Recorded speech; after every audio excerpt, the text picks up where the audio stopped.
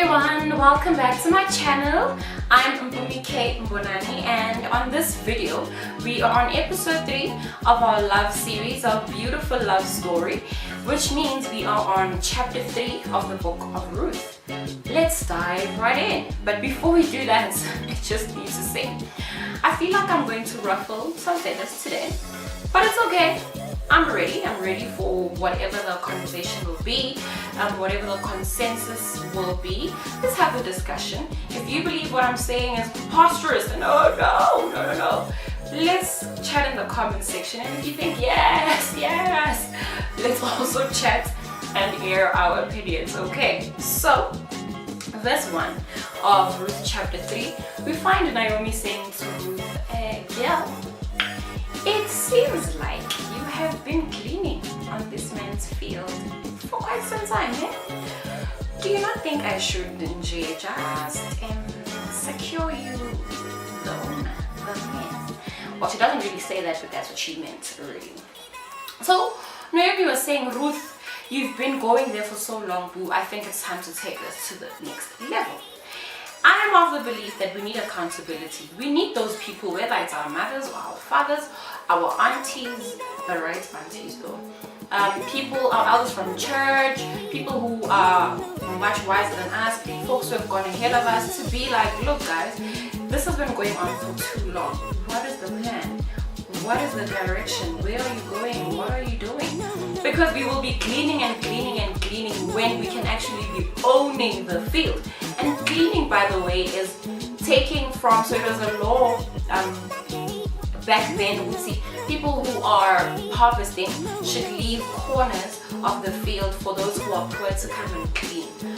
So that's what it was. It was really just taking what's left in the field. So Naomi saying, Ruth, I don't think you are at a place now where you need to be cleaning and taking what's left if you can actually be the owner, if you can be a co-owner with Boaz himself. And we need those people to say, Mara, how are you content with this limiting status, with this limiting stage, and not exploring the fullness and the beauty of what God has designed in the institute of marriage? Because isn't the plan of dating to eventually get married? Isn't the plan to progress and to keep growing and to multiply in God's kingdom? Is that not the plan?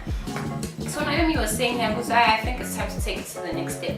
And this requires a lot of faith, because in as much as we can know people, there's a lot of things we won't know about people until we have committed to them fully for the rest of our lives. That's why it requires faith. But isn't that what faith is? The substance of things not seen. And we walk by faith. We don't chill and hope and all those things by faith. Faith requires works. And so there comes a time where it's just senseless really to continue being in a relationship that is not yielding any fruit and that is going nowhere. So many people make the mistake or say, I'm waiting on God, and God is just like, really? Well, I'm waiting on you because I've exposed you to the person, I've given you the tools, I've given you the Bible, you know my will, you know their character. What are you waiting on? Are you waiting for me to choose for you? Are you waiting for me to throw elephants from the sky, to hit you in the head, for you to have a vision about the sky? No. God sometimes just chills and does not answer prayers because He's answered those prayers and showing you what you need to know about that person, giving you the Bible, taking you to all these seminars and all these conferences for you to know. So really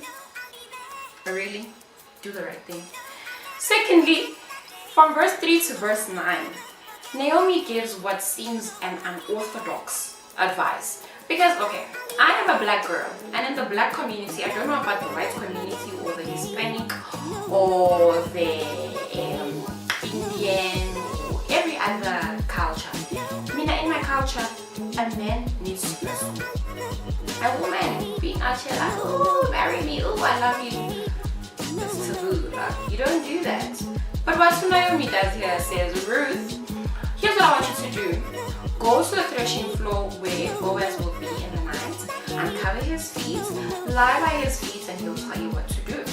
Now, people have misunderstood this a lot, and I just want to bring it to context, alright? Naomi, this was not a romantic or seductive act that Naomi was telling Ruth to do. This was culture. In culture, in the event that in their culture, in the event that your husband dies, a relative, a brother, or whoever that is close to you, that is next in line, if there was ever a line, should be the one to marry you, so that you don't stay in poverty because you have nobody to take care of you, and just so that the legacy and the name of the family continues. So it was culture. Naomi was saying, go and let the guy know that if he is interested, the opportunity to pursue you has risen, is available. And that's what she was saying, Lucy. Let the guy know that it's okay for him to pursue you, and that's what I'm saying. Let the guy know, whoever he is, that it is okay for you to pursue him. And men, I am not releasing you off the duty, of the pleasure to be pursuers and to be the ones who initiate and lead. But it's okay for women to let you know that they are available. Now girls, ladies, women, I'm not saying throw yourself at these guys or discount yourself. I'm just saying, if you are interested in him and you have an inclination or a suspicion that he might also be interested, hatugeti. Maybe not when he still needs, maybe not when he needs to know that it's okay for you to pursue him. Okay. So Ruth was giving Boaz, in that act, Ruth was giving Boaz the option to either find someone who's closer than him to marry her, or to marry to marry her himself. Okay.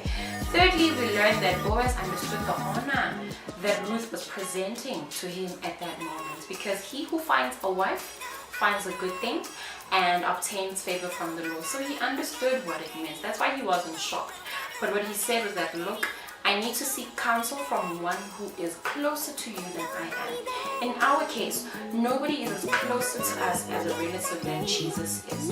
And so a wise man will know that they need to speak to God, consult God about us, consult God whether it is okay for him to pursue us, to love us, to show us affection. That's what a wise man does.